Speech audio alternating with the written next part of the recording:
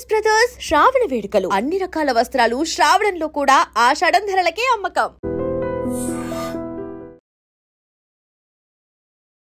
ఉత్తరాఖండ్ లో పూర్తిగా వర్ష బీభత్సం అనుకోండి. ఒక్కసారిగా క్లౌడ్ బర్స్ట్ జరిగింది. ఉత్తరాఖండ్ అన్నా ఉత్తర కాశీ అన్నా మనకు తెలుసు కొండ చర్యలు ఉంటాయి, అంటే ఎత్తైనటువంటి ప్రాంతం అది. సో చాలా మంది టూరిస్టులు అక్కడికి వెళ్తూ ఉంటారు. గంగా నది తీరాన ఉన్నటువంటి దేవుడు దర్శనాల కోసం అంటూ కూడా వెళ్తూ ఉంటారు. ఒక్కసారిగా క్లౌడ్ బర్స్ట్ జరగడంతో కంప్లీట్ గా అక్కడ ధారావలి అనేటువంటి గ్రామం ఏదైతే ఉందో కంప్లీట్ గా బురదమయంగా మారిపోయింది. ఆ గ్రామంలో ఉన్నటువంటి ఇళ్ళు, ఆ తర్వాత హోటల్స్ అన్నీ కూడా ఈ బురదలో మట్టిలో కూరుకుపోయినటువంటి పరిస్థితి కనిపిస్తోంది.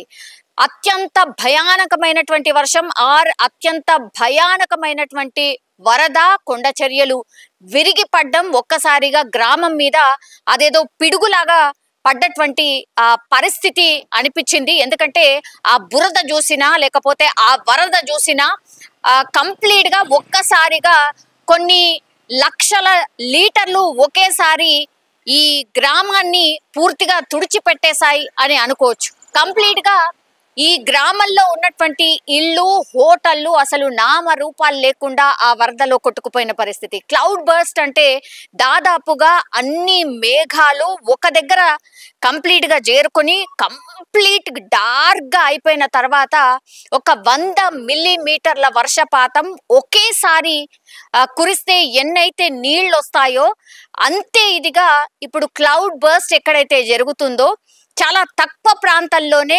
బీభత్సకరమైనటువంటి వర్షం కురవడం, ఆర్ రెడ్ అలర్ట్ ఎప్పుడైతే జారీ చేస్తారో అంటే కుంభవృష్టి వర్షం, కనీసం అంటే కనీసం గ్యాప్ లేకుండా ఒక ట్యాప్ మనం ఆన్ చేస్తే ఎంతైతే ప్రెషర్తోనైతే నీళ్ళు వస్తాయో అట్లాంటి వర్షం ఒకే చోట చాలా తక్కువ ప్రాంతాల్లో ఎక్కువ వర్షం పడ్డప్పుడు ఇట్లాంటి సిచ్యువేషన్ వస్తుంది.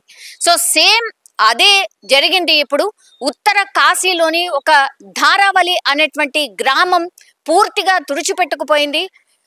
అందులో ఇప్పటికే స్పాట్ లో 4 చనిపోయినట్టుగా మనకున్నటువంటి సమాచారం. ఆ మృతుల సంఖ్య చాలా పెద్ద ఎత్తున ఉండే అవకాశం ఉంది అనేటువంటిది వార్త బయటికి వస్తోంది. ఇంకోటి 50 మంది అయితే పూర్తిగా వరదలో గల్లంత అయిపోయినటువంటి పరిస్థితి. అట్లాగే ఇప్పుడు ఆ ఇళ్లలో ఎవరైతే ఉన్నారో, ఆ హోటల్స్ లో ఎవరైతే ఉన్నారో పూర్తిగా బురదలో కూరుకుపోయాయి అవన్నీ కూడా.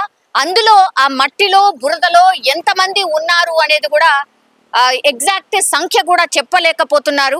ఆ బీభత్సం చూస్తేనే మనకు అర్థమవుతోంది ఎంత భయంకరమైన వరద అక్కడ ముంచెత్తింది అనేది.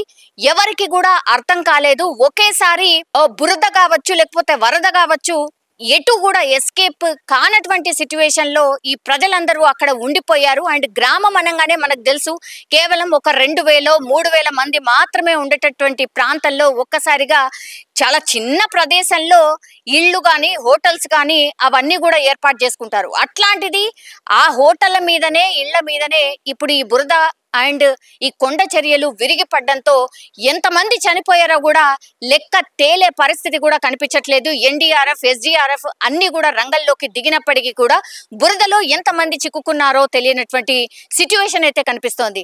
ఇప్పుడు అక్కడి నుంచి అందుతున్నటువంటి సమాచారం ప్రకారం అయితే కంప్లీట్ గా ఈ క్లౌడ్ బర్స్ట్ వల్ల ఎక్కడైతే ఈ వరద గాని ఈ కొండ చర్యలు విరిగి పడ్డటువంటి ప్రాంతం ఏదైతే ఉందో అక్కడ పెద్ద ఎత్తున టూరిస్టులు ఉన్నట్టు చెప్తున్నారు. దేవుడు దర్శనాల కోసమని వచ్చినట్టుగా చెప్తున్నారు. అంటే ఫ్రీక్వెంట్ గా ఈ టూరిస్టులు రావడం అనేది వెరీ వెరీ కామన్. వీళ్ళందరూ కూడా మరి ఎక్కడి నుంచి వచ్చారు, ఈ టూరిస్టులు ఎంతమంది చిక్కుకుపోయి ఉంటారు, అట్లాగే ఆ ఇళ్లలో ఎంతమంది అప్పుడు ఈ వరద బీభత్సం క్రియేట్ చేసినప్పుడు ఎంతమంది ఉన్నారు అనేది కూడా లెక్క తేలాల్సిన అవసరం అయితే కనిపిస్తోంది. పూర్తిగా ఆ బురదలో చాలా మంది కూరుకుపోయినట్టుగా అక్కడ ప్రత్యక్ష సాక్షులు కూడా చెప్తున్నారు. ఒక్కసారిగా హాహాకారాలు కావచ్చు, అసలు ఏం జరుగుతుందో అర్థం కాని సిచ్యువేషన్ లో అక్కడ ఉన్నటువంటి పబ్లిక్ అందరూ మారిపోయినట్టుగా మనకైతే కనిపిస్తోంది. సో ఒక్కసారి ఉత్తర కాశీలోని ధారావలి ప్రాంతం ఇప్పుడు వరద గుప్పిట్లో పూర్తిగా చిక్కుకుపోయింది. ఎన్డీఆర్ఎఫ్, ఎస్డీఆర్ఎఫ్ సిబ్బంది కూడా పూర్తిగా రెస్క్యూ ఆపరేషన్ చేస్తున్నప్పటికీ కూడా ఎంతమంది అందులో లోపల చిక్కుకుపోయారు అనేది అర్థం కావట్లేదు. అండ్ ఈ సంఖ్య చాలా పెద్ద ఎత్తున ఉండే అవకాశం ఉంది అనేటువంటి మాట కూడా చెప్తున్నారు. కేవలం 4 మృతదేహాలు మాత్రమే దొరకాయి. ఇప్పటికీ కూడా 50 మంది గల్లంతైనట్టుగా కూడా చెప్తున్నారు. 50 నుంచి 100 మంది మేబీ ఈ వరదలో ఆర్ ఆ బురదలో కూరుకుపోయి ఉంటారు అని అక్కడ ఉన్నటువంటి అధికారులు కూడా ఎక్స్పెక్ట్ చేస్తున్నారు. సో ఇప్పటికిప్పుడు బురదను కానీ లేకపోతే ఈ రెస్క్యూ ఆపరేషన్ చేపడదాము అన్నా కూడా ఒకవైపు వర్షం పడుతోంది, ఇంకోవైపు భారీ వరద వస్తోంది. కాబట్టి రెస్క్యూ ఆపరేషన్ చేయడానికి కూడా కొంత ఇబ్బందికరంగా మారినటువంటి సిచ్యువేషన్ అయితే కనిపిస్తోంది.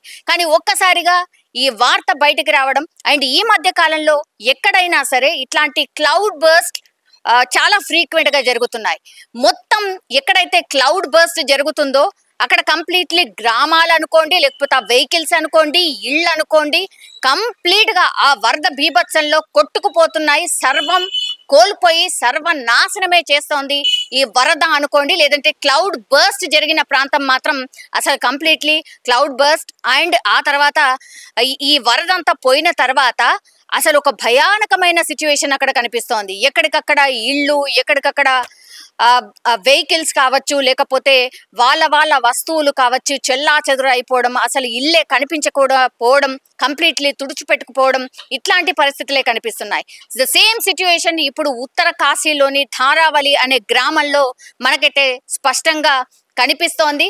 సో ఈ రెస్క్యూ ఆపరేషన్ చేపట్టడానికి ఇంకెన్ని గంటలు పడుతుందో తెలియదు, ఆ మృతదేహాల్ని బయటికి తీయడానికి ఎన్ని గంటలు పడుతుందో తెలియదు, మిస్సింగ్ ఎంత మంది అనే సంఖ్య తెలవడానికి ఎంత టైం పడుతుందో తెలియనటువంటి సిచ్యువేషన్ ఇప్పుడు ఉత్తర కాశీలో మనకైతే కనిపిస్తోంది.